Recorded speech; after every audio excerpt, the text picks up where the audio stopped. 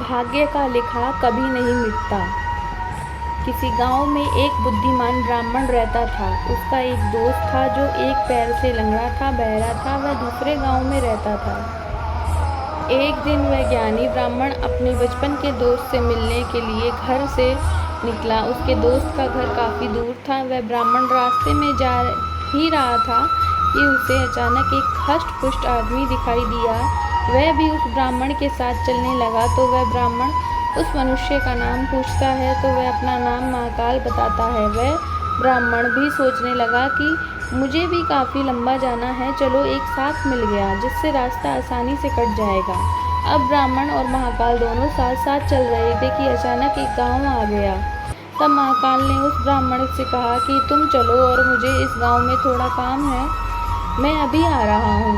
थोड़ी ही देर में उसी गांव में एक भैंस ने एक आदमी को लात मार दी। थोड़ी ही देर में महाकाल उस ब्राह्मण के पास आ गया और बोला कि चलो फिर वह ब्राह्मण उस महाकाल के साथ चलने लगा। थोड़ी दूर जाने पर फिर एक गांव आया तो महाकाल उस ब्राह्मण से बोला कि मुझे इस गांव में थोड़ा काम है, मैं अभी आ रहा हूँ। थोड़ी ही देर में उस गांव में आग लग गई। वह ब्राह्मण सोचने लगा कि यह आदमी जहाँ जहाँ जाता है तो वहाँ पर कोई ना कोई घटना जरूर घटती है।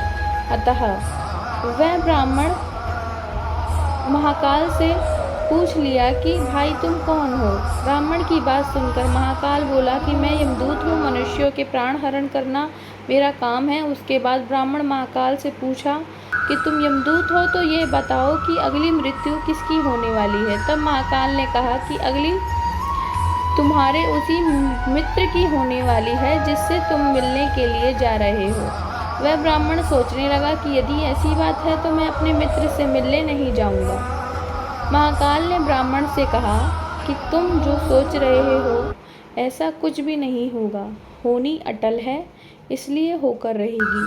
थोड़ी देर में उस ब्राह्मण ने देखा कि उसका मित्र उससे मिलने के लिए बड़ी तेजी से चला आ रहा है। जैसे ही उसका मित्र उस ब्राह्मण के पास पहुंचता है, हृदयघात होने के कारण उसकी मृत्यु हो जाती है। इससे उस ब्राह्मण को बड़ा पछतावा होता है।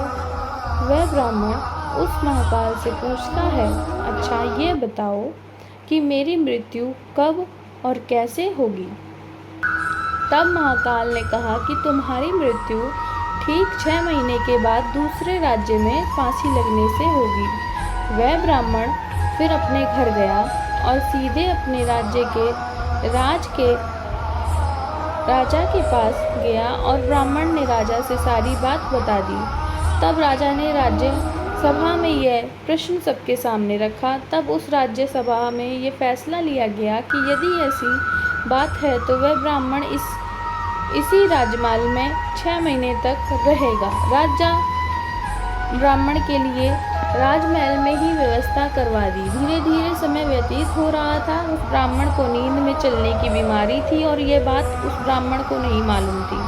जिस दिन उसकी मृत्यु होने वाली थी उसी रात्रि को ही वह ब्राह्मण राजमहल से निकलकर दूसरे राज्य के राजमहल में जाकर राजा के शयन कक्ष में राजा और रानी दोनों के बीच में जाकर सो गया।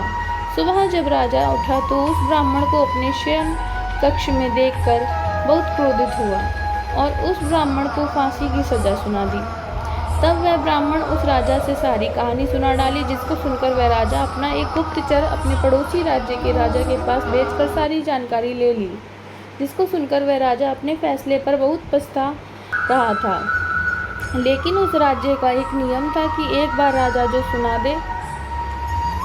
सजा सुना दे फिर चाहकर भी उसे नहीं बदल सकता। राजा ने एक राजसभा लगाई और इसका उपाय पूछा। तब उस राजसभा में यह फैसला लिया गया कि एक पतले धागे का फंदा बनाकर आप ब्राह्मण को पहनाकर अपना वचन पूरा कर लीजिए। फंदा पतला होने के कारण ब्राह्मण की मृत्यु भी नहीं होगी और आपके फैसले की लाज भी बच जाएगी। तब एक पतले पतले धागे से फांसी का फंदा बनाया गया। उसके अगले दिन ब्राह्मण के गले में डाल दिया गया और फंदे को खींच दिया।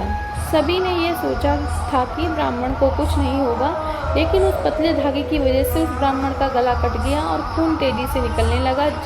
ज़्यादा खून बह जाने की वजह से उस ब्राह्मण की मृत्यु हो गई। शिक्षा।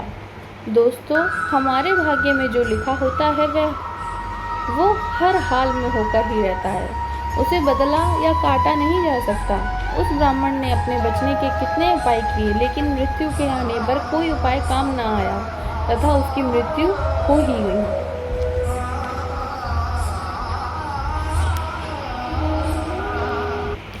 अगर आप सभी को मेरा ये वीडियो पसंद आया हो तो मेरे चैनल को सब्सक्राइब कीजिएगा, लाइक कीजिएगा, कमेंट कीजिएगा। राधे राधे दोस्तों, मिलते हैं फिर एक नई वीडियो के साथ।